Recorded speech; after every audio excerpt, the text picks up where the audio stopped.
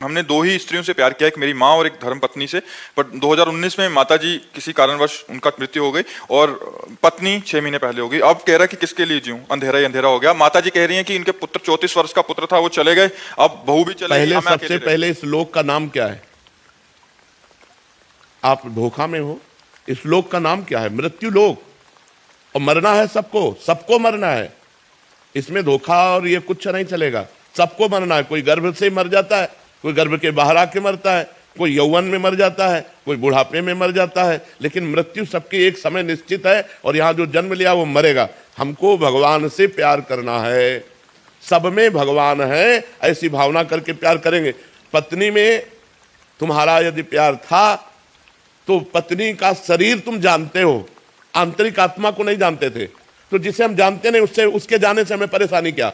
लेकिन जब वो आत्मा अंतर ध्यान हो गई तो तुमने पत्नी के शरीर को फूंक दिया, तुमने माँ के शरीर को फूंक दिया, तुमने बेटे के शरीर को फूंक दिया। क्यों? क्योंकि आदर तुम भगवान का करते हो। उनके हृदय से भगवान गए तो उस प्यारे शरीर को तुमने जला दिया। तो तुम जानबूझ करके उस शरीर से प्यार कर रहे थे। अगर वही जानबूझकर भगवान से प्यार करो तो ये प्रश्न नहीं रहेगा कि अब मैं किसके लिए जीऊं, अब मैं भगवान के लिए जीऊंगा।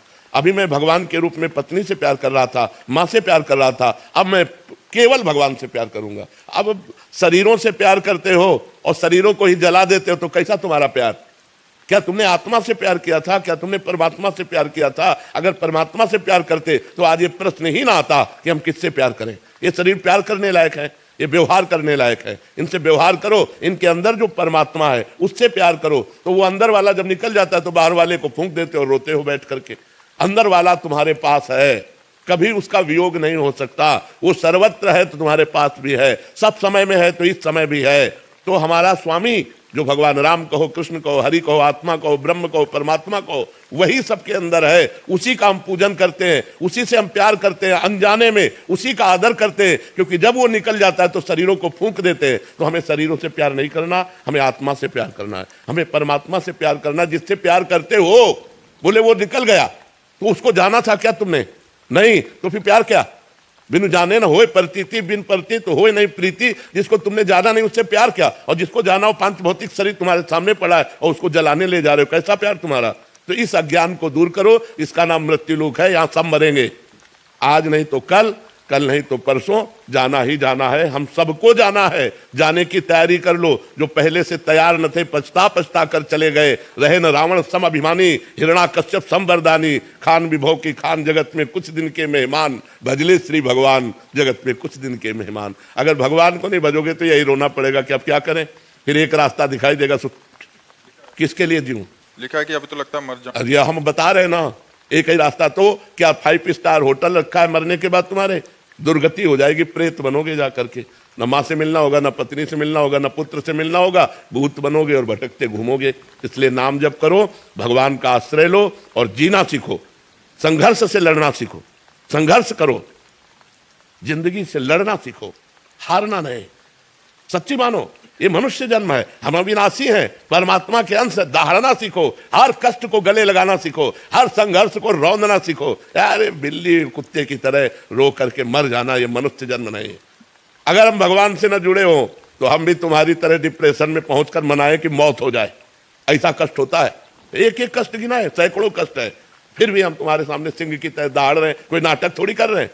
नाटक करने से दहाड़ सकते हो? अगर पेट में दर्द होगा ना तो बोले नहीं पाओगे, और यहाँ पूरे रोम रोम में दर्द है। तो हम ये तुम्हें सिखा रहे हैं कि अगर भगवान से जुड़ोगे तो तुम जीत जाओगे, और भगवान से नहीं जुड़ोगे तो मृत्यु लोक है, कोई सहारा देने वाला नहीं। यहाँ सब मरेंगे। अपनी अपनी आयु लेकर आए हैं, अपने अपने कर्म भोग लेकर आए। कर्म भोग भोगा, चल दिया। तुम उनके लिए रो, तुम्हारे लिए नहीं रोएंगे। वो तो गए दूसरी योनि में। ये रेलवे स्टेशन जैसा है, अपनी अपनी गाड़ी आई, टिकट आई, चल दिया। जब तक टिकट लिए बैठे हैं, ट्रेन नहीं आई, तब तक चाय हो रही, बातचीत हो रही। और जहां ट्रेन आई तो कप फेंका हुआ चल गए। तो अपनी आयु पूरी हुई, कौन पूछेगा कि हम उनके प्यार में रो रहे हैं? लौट कर देखेंगे क्या हम उनके प्यार में? चाहे मर जाए तो कौन पूछने वाला है? इसलिए भगवान का भजन करो, भगवान से जुड़ो, अध्यात्म में चलो, तभी सुखी रहोगे। पर जी विवेक के द्वारा हम इस पे काबू। पर विवेक बाजार में थोड़ी मिलता है, बिना भजन के विवेक थोड़ी होगा। बुद्धि तो सबके है, विवेक कहाँ है? विवेक तो बिनु सत्संग विवेक न होई, और राम कृपा बिनु सुलभ न सोई। भगवान की कृपा से जैसे आज आपको संत समागम मिला है, यदि आप इसे स्वीकार कर लें और भजन करने लगे तो आपका मंगल हो जाएगा। अभी हम इनसे कह रहे थे, ये कहते महाराज जी आज आपको कष्ट है, तो हम कहा तुम्हें सच्ची बताएं, हमारा हृदय इतना आनंद में है कि हम तुम्हें कैसे बताएं। शरीर कष्ट में है लेकिन हृदय इतने आनंद में है। अगर हमारा हृदय आनंदित है और शरीर पीड़ा से तो क्या फर्क पड़ता है, और अगर हृदय हमारा काम क्रोध लोभ मोह मद मत्सर से जल रहा है और शरीर स्वस्थ है, रुपया पैसा है, तो क्या फर्क पड़ता है। देखो सब जल रहे, सब जल रहे, सब अशांत है, कामना सबको अशांत किए हुए है, और भगवान की कृपा में तो हर कष्ट की स्थिति में भी हमारा हृदय आनंदित है। उफान आ रहा है आनंद का, मतलब एक जोश, एक आनंद, एक मस्ती अगर लेना है तो नशे में नहीं है, भगवान में है। एक देखो तो भगवान में कि कितना जोश आता है, कितना आनंद आता है, कितनी मस्ती आती है। मृत्यु का भय नहीं, कोई आकांक्षा नहीं है, दर्द से लड़ने के लिए हर समय तैयार है, हर दर्द से लड़ने के लिए तैयार है। किसके बल से? भगवान के बल से। यदि भगवान का बल आप लोग नहीं स्वीकार करेंगे तो संसार का बल रौंद देगा आपको। काम क्रोध लोभ मोह मद मत्सर ये नष्ट कर देंगे। ये जो आप बोले ना, ये मोह है, मां से मोह, पत्नी से मोह, इसे प्यार नहीं कहते। प्रेम शुद्ध सच्चिदानंद से होता है, और मोह काम आसक्ति राग ये शरीरों से संसार से होता है। तो इसलिए उठो, जागो, तुम सच्चिदानंद स्वरूप हो, तुम भगवान के अंश हो, तुम भगवत भक्ति के द्वारा इस माया पर विजय प्राप्त करो, ना कि माया के द्वारा रौंद दिए जाओ। इसलिए नाम जप करो, गंदे आचरण छोड़ो, गंदा भोजन छोड़ो, तो तुम्हारी बुद्धि शुद्ध हो जाए। शुद्ध बुद्धि में ज्ञान का प्रादुर्भाव होता है। जय हो प्रियालाल।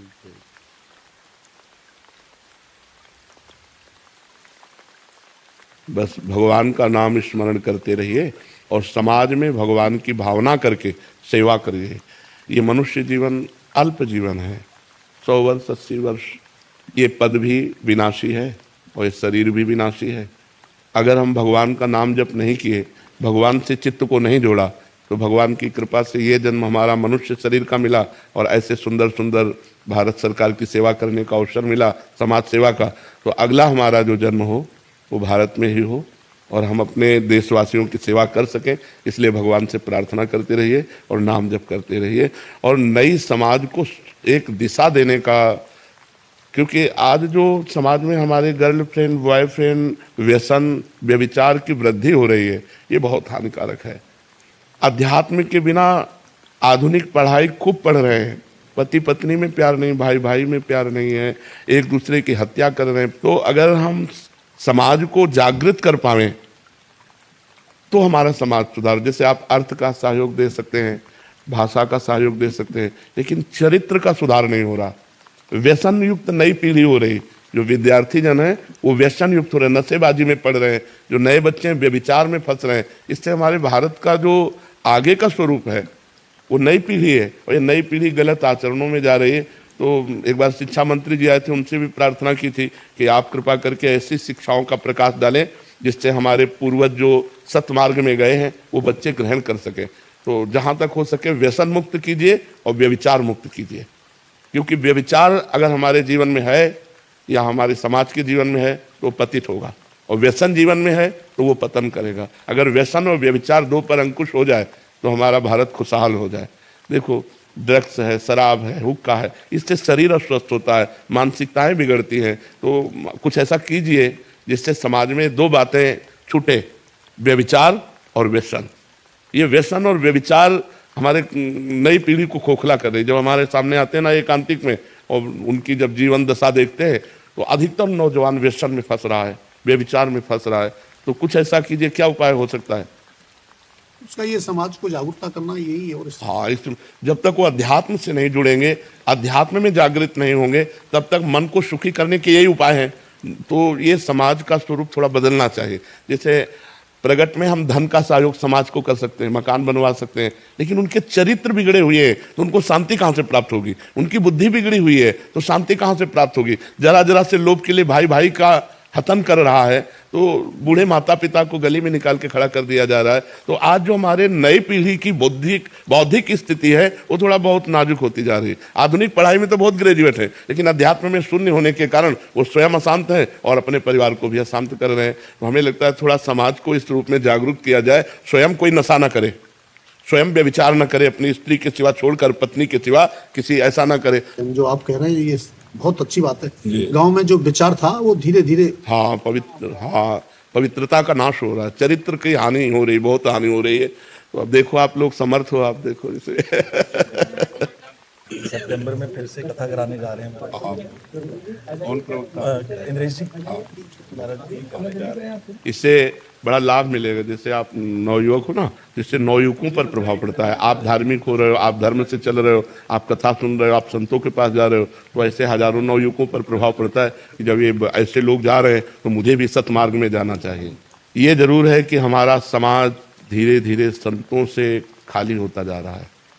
जो हमारे अच्छे संत थे, भजन करने वाले, वो धीरे धीरे अंतर्ध्यान होते जा रहे हैं। तो समाज में जैसे स्वामी राम सुखदास जी थे, केवल निष्काम भाव से गीता जी का गान करके लोगों का मंगल करना।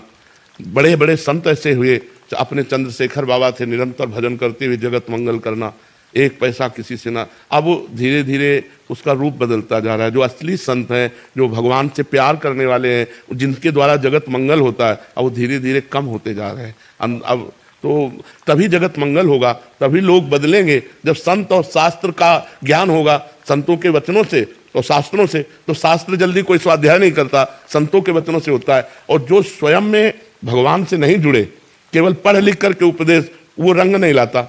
अगर हम गुड़ खाते हैं और तुम्हें मना करें कि गुड़ मत खाना, तो प्रभाव नहीं पड़ेगा। पहले हमें गुड़ छोड़ना होगा, फिर तुम्हारे ऊपर प्रभाव पड़ेगा।